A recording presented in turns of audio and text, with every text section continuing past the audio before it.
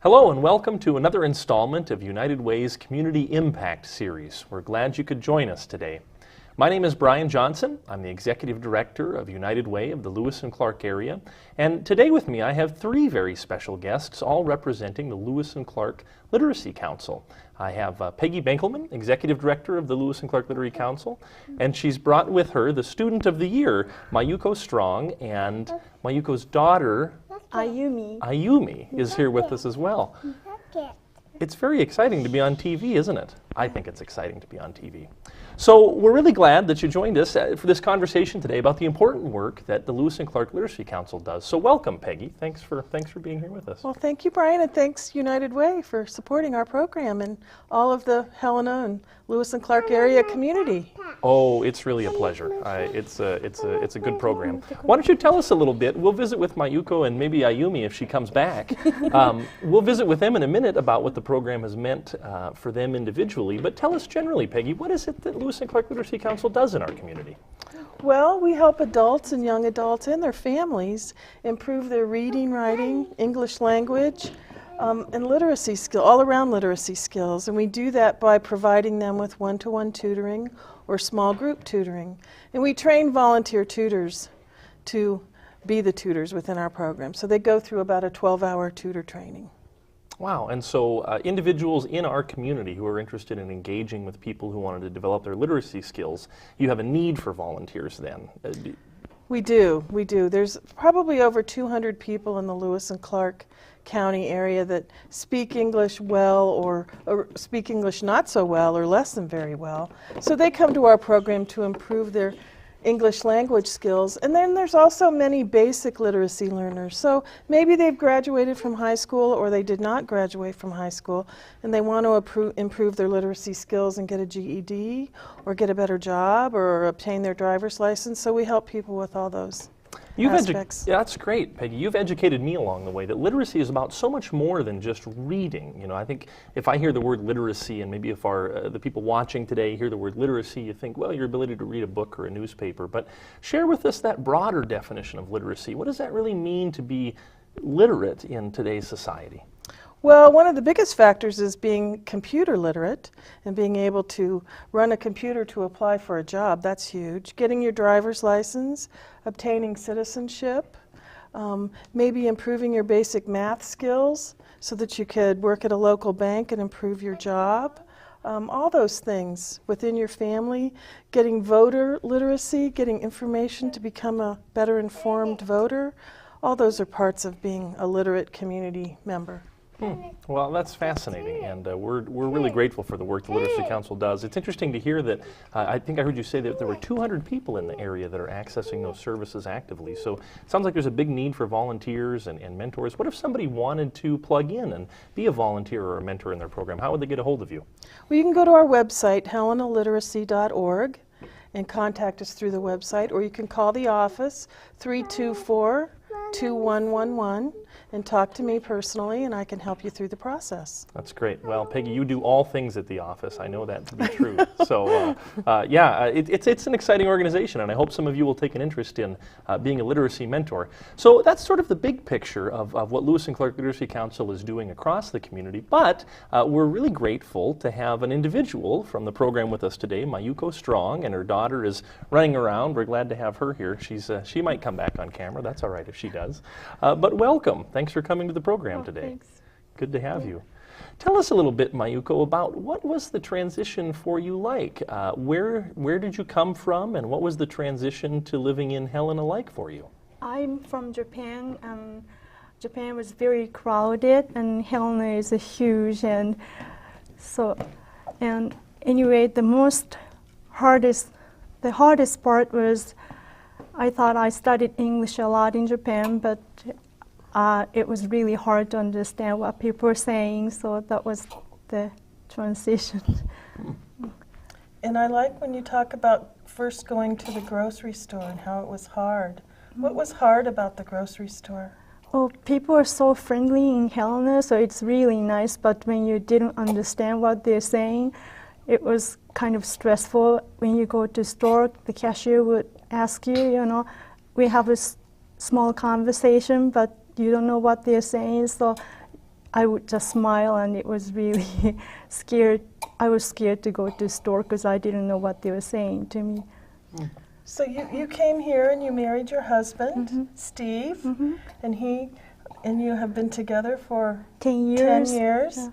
And he helped you a lot with English. And tell us how our program helped you a lot with English. What did you like about our program? I really like because I can meet lots of new people and make friends. I really like it, and I could learn idioms and grammar, and we talked about what happened during the week, and I enjoyed that conversation too. So getting used to living in Helena was different? Getting a driver's license, learning your way to drive around Helena? Yeah, because we drove the opposite side of the lane, so I was confused for a while. That's an important part of literacy, isn't it? To know which side of the road to drive on. Things that people might not think of. Before we started the interview, we were saying, I'd asked you if this was your first television appearance in English, and you're doing very well. So the program must be working. Yeah, it does. Before we had our interview, Peggy shared a story about a party you went to that you thought was a celebration for someone's wedding, and I thought that was a story that people watching might enjoy. Would you share that story with us? Oh, yeah. My mother-in-law told me, one of her friends, invited us to the party. So we went to the party. It sounds like celebrating someone's wedding party, but I wasn't sure who it was for, and I thought it rude to ask who's the wedding parties. So I went home and I asked my husband, who's that party for? And he said it was for us. Oh. Yeah. The first time Mayuko told that story, she told it on a Wednesday evening to a bunch of women from many other countries in a class. And I liked the way you told it when your husband said, Mayuko, the party was for you. And I see that so many times. It's hard when people are talking so quickly to hear and understand exactly what they're saying. Do you have that problem still when you watch television shows where people speak too quickly? Yeah, especially drama, when people are mumbling or whispering using slang. I had no clue. Well, I think the program must be working wonderfully, because I think I've learned a lot, and I'm sure folks watching have as well. We have Ayumi here with us, and that's great to have her with us.